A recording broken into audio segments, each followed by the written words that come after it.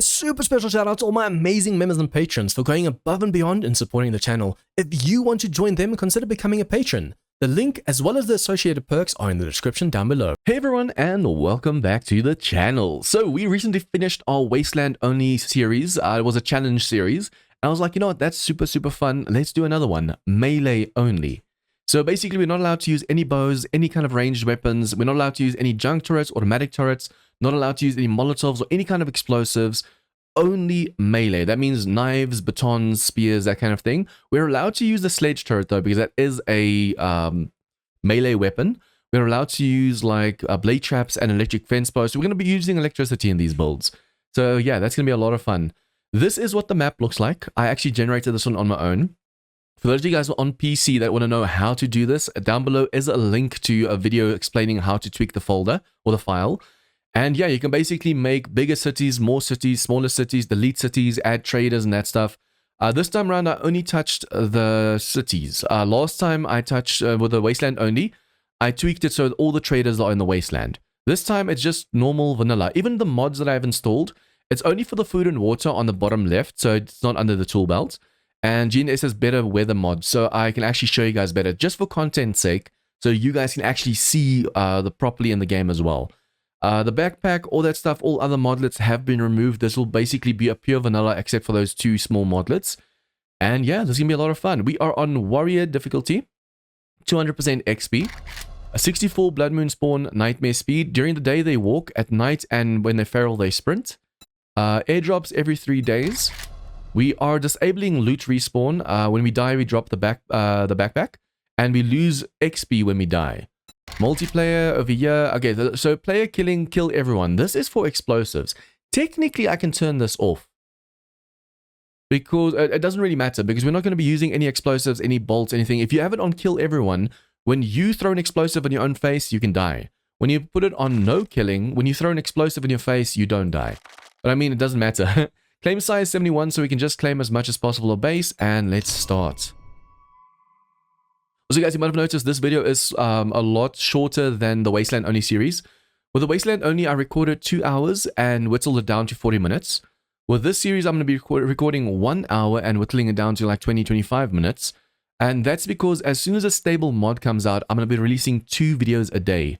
One vanilla, the melee only, and one of that modded series. So yeah, be sure to be on the lookout for more content from this channel.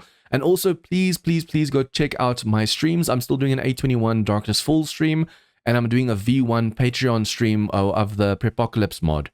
And yeah, it's really awesome, really fun, and it's, yeah, just a lot of enjoyment. Okay, so let's just hop into this. I didn't actually really check the map. I made the map, but I didn't check where everything is, so even I'm technically new with this map.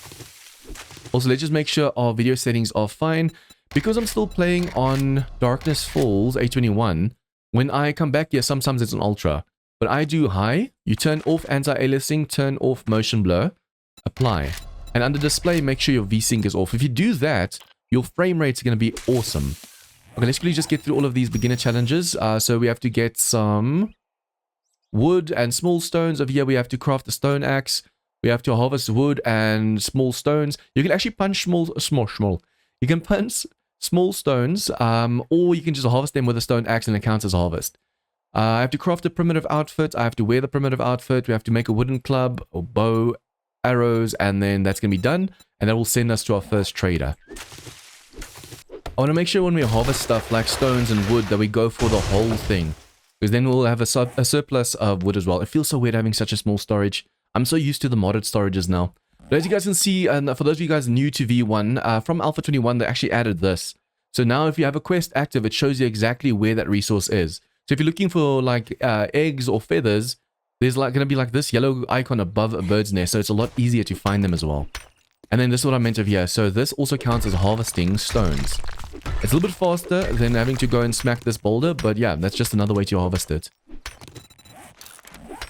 And with that, we are done. So I've made all of these. Usually I just go and do this. We put this over here. Food and drink. We don't really use the club, but I mean, it is melee only. And then we're going to scrap these because it is now, like I said, melee only. This one you can just scrap. It just says friendly reminders. You pay every time. Scrap that one. Yeah, it's going to be weird not having to make any stone arrows or anything. Stone axes, we might need a few. I'm going to make a few of these. So if you need space, we actually have some space to work with. I think 2 for now should do the trick. And then when we go into POIs, I need to start using hatches. I almost never put down hatches, but that's the safest way to do it. That's all spike traps. Your spike traps are super OP in the beginning of the game. You also want to make some building blocks. So if you're in danger, you can just stack up and away from any kind of danger. The moment I get a knife, I'm going to chuck this away and just use a knife.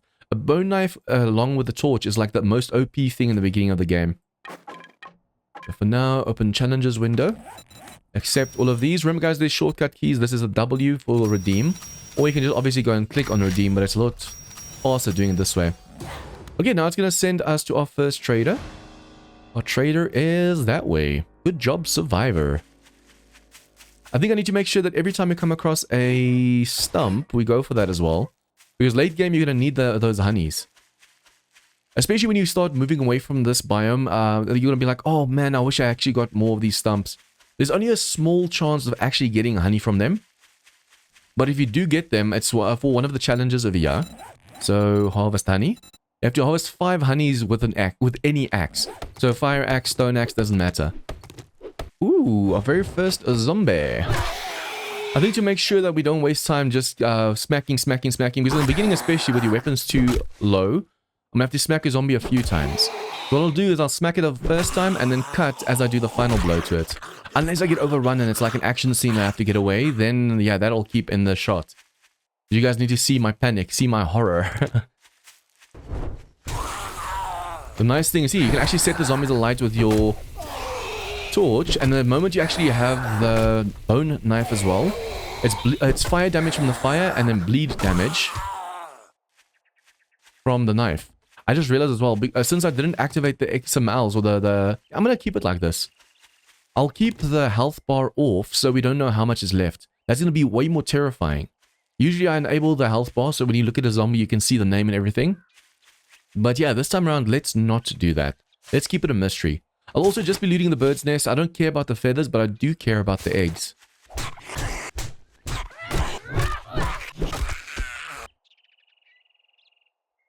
See, our first pipe machine gun, and we just have to scrap it, so we can't use it.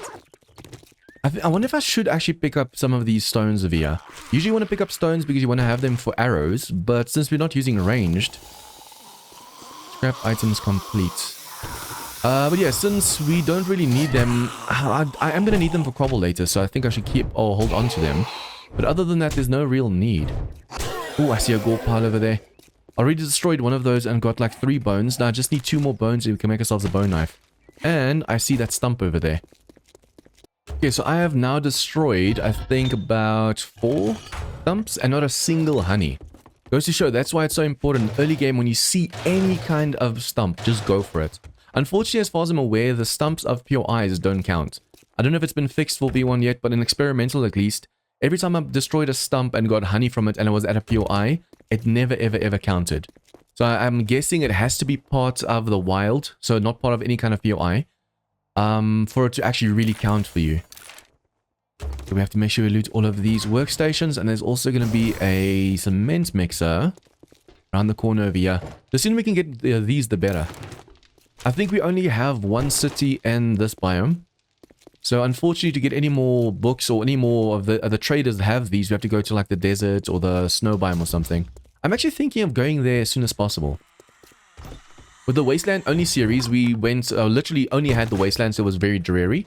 And in the Prepocalypse Patreon server, I'm in the Wasteland again, because that's where the most action and fun is, but it's also super dreary.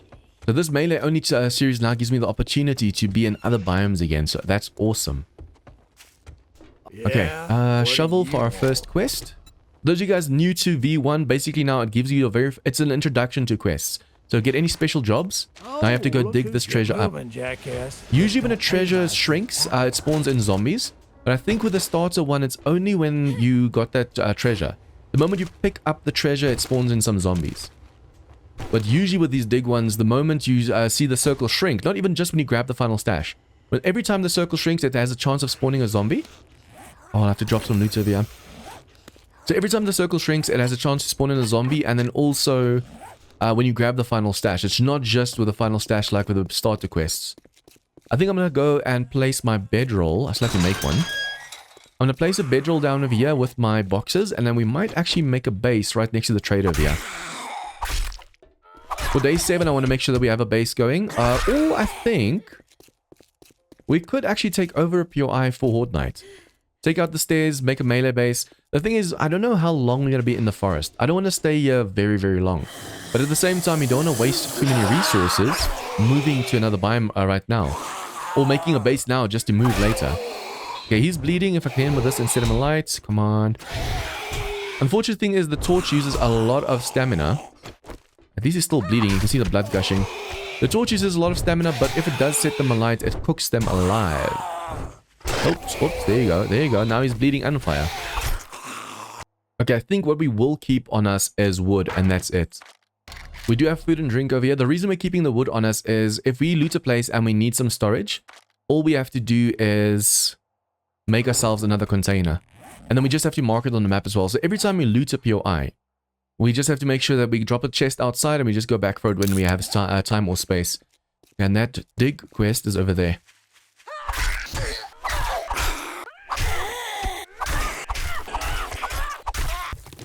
I think let's just put some points in mining. There is for the... I never ever use the sledgehammer or the baseball bat. But I do want to put a point into this and this because you're going to need some resources anyways. For the next level, we need level 2.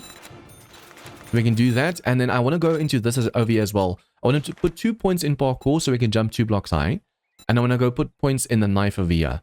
And then I think as long as we have 2 out of 5, that's fine. So agility 3. So 2 out of 5 for these over here. Technically from the shadows, you want to do 2 out of 5 as well for sneaking. And then, yeah, the sooner we get a stun baton, the better. I don't know why people hate the stun baton so much. It's actually a really awesome OP weapon. A lot of people feel that it sucks, but the moment you put a repulsor mod on there, it's great for crowd control. So early game, I actually don't like the repulsor mod. Because when you put that on, the zombies just keep flying away from you. You have to keep going after them. Ooh, got lucky just now. But late game, when you're starting to use like guns and other weapons and stuff, you put a repulsor mod on there. Like in my Wasteland Only series, I died once. And if I had the stun baton with the repulsor mod on at that time, I wouldn't have died. Because it's great for just keeping a ton of zombies off of you. Okay, so the moment we grab this, it should spawn in a zombie. Yep. Hello, hello, hello. Depending on your game stage and depending on whether you're like on a server or something, sometimes the zombie that spawns can be feral or one of the big boys. Like Mo or the tourist or someone. There you go. Now we have to go back. I want to make sure every time we level up, we put points in. So next up, since we already have strength 2, and we have this over here, we might go 1 master chef so we just have a little bit faster cooking. And then we'll go for agility over here so we can go for the knife. We want to be able to use this knife power attack without having to run out of stamina every now and then. Okay, this quest was a bit further away than I thought it was going to be. Let's see. So, machine gun, shotgun, pistol, rifle, baton. Baton, that's the only melee weapon option. And then quests, what are the closest options? There's a fetch over here. I'll give word of advice. Open this up, read that one. We'll try. See, the thing is, if you can set them alight, bleed them, and knock them down, that's awesome. Or just put the torch down for some light, bleed them, and knock them down. Since we don't have the mining helmet light yet, What the hell do you want this time? and it doesn't have it over here, unfortunately, we need the mining helmet light mod, so we can put that on a headpiece. Ooh, cobble. See, we need to buy cobble. Every time we see cobble like this, buy it. It's going to help us not have to go and chop up a ton of stone and clay and stuff. Always go dumpster diving. But yeah, that's a nice trick as well, guys. If you don't want to just spend a whole night mining away, just make sure that you, every time you go to a trader, look on the lookout for cement. Just the cement powder, not concrete mix, because that's expensive. Look for cement and look for cobble. Buy that every single time you get a chance, and then your day 7 base is going to be super, super easy. Okay, I think when it comes to these, we'll sell them. Although I need to be careful as well, because we only have limited space. I could read them just to get them out of the way as well. See, the problem is, for those who don't know, basically, well, apparently, as far as I'm aware, if you read a lot of books in, like, vehicles, you can actually get more of those books. So it's not just, I think it's mostly to do with where you put your points, what kind of books you get. But apparently also, if you just read any book, you'll get more of those books. So if that is true, because I haven't tested it myself yet, then that sucks. And that means you don't want to read just any random book. But at the same time, you can't always afford to not read because you need the space. Luckily, we do have all that wood on us, so if we really needed space, we can just make ourselves... Or was that... You know what? That's fine. The robotic one is fine. Scrapping for fun is fine. The robotic one is fine because we can make ourselves a sledge turret, because that's a melee weapon.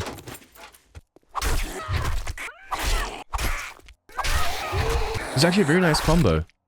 You make sure you bleed them with a power attack, and then just knock them down with a power attack. Although the tourists and the Moes and all those bigger ones, they'll take a few more shots to go down. Yes! You always want to be on the lookout for these food stalls. Sometimes they don't have the cooking pots, but most of the times they do. Unfortunately, those over there, those cooking grills, usually they actually have a grill as well for you. And this time, unfortunately, they didn't have it. So, yeah. Let's just quickly do this quest over here. I need to be careful of places like this because there's zombies spawning in. I don't just want to trigger any random zombies. And if we can, we have to see if we can't loot that cracker book over there. If we can get a ton of books early game, that'd be amazing.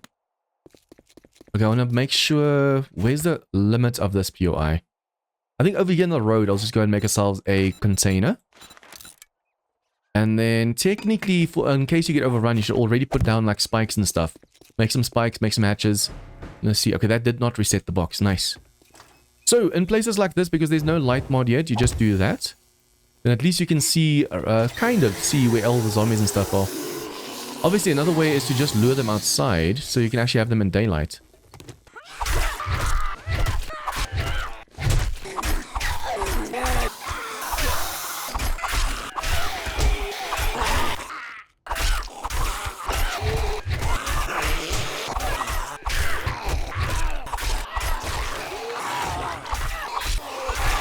Not being able to see their stamina is terrifying. Goes to show how spoiled I am with all the mods and modlets and stuff. Damn. Okay, so I'm going to keep this bandage. Technically, we should use it. I'm going to keep it just in case we do get a bit encumbered. Oh, in case we bleed. I'm going to keep the bandage in case we bleed. But at the same time, we are low in HP, so technically I should be using that bandage now. With fetches like this, you don't even need to kill all the zombies. But I want to clear the place out, and then after we kill all the zombies, go loot the whole place. So we have to make sure that we at least clear out the zombies so you don't have to worry about struggling later. It seems this first floor now has completely woken up. Let's just do this. That's for spears, that's for vehicles. I hate when these floorboards creak underneath you. You think you're dying, but nope. Okay, technically in a small space like this, I should place the spike down. The only problem is if a zombie dies on a spike, you don't get the XP for it. There you go. 800 XP, but if that was a spike, then you get 0. When it comes to doors, guys, do a left click first. So you can actually establish the path for your knife and then do power attacks. If you come up to a door and try a power attack first, you're going to hit the door. Like so. Even though it showed I can actually hit through. So you just first do a left click because it can get through, and then the right click. Oh, okay, that was a mistake. I tried being clever. Let's just put this down. I swapped to the other weapon way too late just now. That could have cost me. That could have cost me dearly. Okay, so I want to get your XP. I think she's still technically kind of on the spike over there. And then we just grab the final stash. And then also the fetch, it seems, is downstairs. Ooh, nice. If you actually aim close enough, you can see I'm in between the two blocks. You can loot underneath without having to destroy that. Because this thing sometimes has quite a bit of HP. Okay, so I'm just going to loot all of this over here. Since our inventory is smaller, I might just have to dump a few more things. We can actually eat this. Yeah, since our inventory is a lot smaller than I'm used to, I might just have to dump a few things over there. But I still want to make sure we loot the whole POI. Okay, bar brawling. We're definitely going to read that one. As you can see, we're a little bit hard up for space. We can actually drop that because we don't need that for anything at the moment. And then aloe seeds. I should probably make a farm as soon as possible for food. And then also, I just got the achievement for placing down a block. And then the next one... Here's first, that's for the gloves, for the knuckles. Next one is actually to go and upgrade this to wood. And then we also have to have one with cobble. Yeah, upgrade your cobble complete. That's all of these challenges over here, guys. You have to make sure you go through these. Doing this can actually give you rewards as well as the traders. So we want to do those as soon as possible. You best keep. Congratulations. Okay, let's see. Here's your Ooh, reward. perfect. Oh, you know what? Wait. Wood would also be awesome. We are in the forest and our mining skill is 2 out of 5. So we should be able to chop down some trees easy enough. So cobble we'll go for. If cobble wasn't an option, I'd definitely go for the wood because you can make wooden shapes and start building your base. With this, you can make 25 shapes. With this, you can make 50 shapes. So it depends on what you want to make your base out of. Since we're focusing on like a horde base, we'll go for the cobble. This is for the homesteading challenges row that we finished. We'll go for lucky looter, find more junk and loot, which means higher quantity. Yeah, let's go for that one. So complete. Any bow parts, weapon parts, we can just go and sell, and then we can just go and buy some cobble. See how inexpensive, how cheap cobble is over here. The more you can buy of these early game, the better. These signs are actually great at nighttime in the beginning of the game. You just make sure you stack up on a few frames, you put a ladder over there and you just go down. Remember, it can't hold too much, so be careful. Make sure you can actually walk underneath it, so it's 2 blocks up, and then you just jump up and grab it. So over here for now, we can actually go and place like our campfires and stuff, although I think there's very little place to place. Yeah, you can only place it over here, for example. All of this will need to go to place it over here. So you only have like 2 or blocks to be able to place things, but still, at least being able to place the campfire down, now at least you have a place to just go and cook stuff. I'm just going to go and I'm going to go for the thin pillar so we can see through it. This time around, I'm only going to be using the thin single ones to prove how OP my defenses are. But since this is a melee base, I'm also going to have to tweak this one slightly. So we're going to go up at least 11 blocks. Let's go this time 14. I usually do like 11, 12. Let's do 14. Well, the 14th one is just going to be a flat one like this. And then be careful of the zombies. We can just go and jump down on this. And voila, you don't break your leg. So now you just go 1, 2, 3. I wonder if I shouldn't just keep them as close as possible to each other this time. We just want a nice, solid, smooth base. But yeah, the more pillars you can use, the better. So I'll go for every 3 instead of every 4. 2, 3. And then we just have to make sure we have 9 pillars going. Ooh, okay, I just messed up. Where's my spikes? There you go. Oopsie. We need light. Can you just do this to be able to see the zombie? I don't care if at nighttime they die from the spikes. See, I didn't get any XP on the bottom right, but that's fine because we just want to survive. Okay, I'm actually almost out of blocks right now. We've been able to do 4 pillars. I think I should probably just do one more over here. 1, 2, 3. 1, 2, 3. This one over here, we're going to have to remove the hay bale, but that's fine for now. I really love that in V1, you're now able to place and replace these over here. In 821, they'd literally hang in the air because this was a solid block that you needed to destroy. Okay, at the back over here, what I want to do is just quickly go up like so. Oops, can't jump 2 blocks yet. I want to go up and I want to make sure that we have a ladder going down over here. 2 blocks up and voila. The reason I've made a block over here, guys, is if chunk reset kicks in and your ladder is on the outside of this, that's going to be a problem. And also, if your ladder was over here, if your base is right all the way here, you can't place on the trader ground. So you wouldn't be able to place your ladder up over there. Okay, I think I'm just going to call it episode here, guys. We did really, really well. We're starting our base over here. I'm going to make sure I finish this pillar over here, and then we can use the ladder now to go up and down, which means we don't have to worry about spending stamina getting up and down over here. In the morning, I think at nighttime, I'll just go chop a few more trees down. And in the morning, we can actually go and focus on doing a few more quests as well. But if you guys liked this episode, please smash that like button. Any comments, tips, feedback, anything at all, leave your comments down below.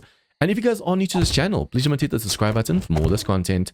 See you guys next time for some more 7 Days to Die Melee Only. Members and patrons get shoutouts in all of my videos, gain access to a private members-only Discord channel, and as a thank you for supporting the channel, get access to my 7 Days to Die server. If interested, check out the links in the description down below.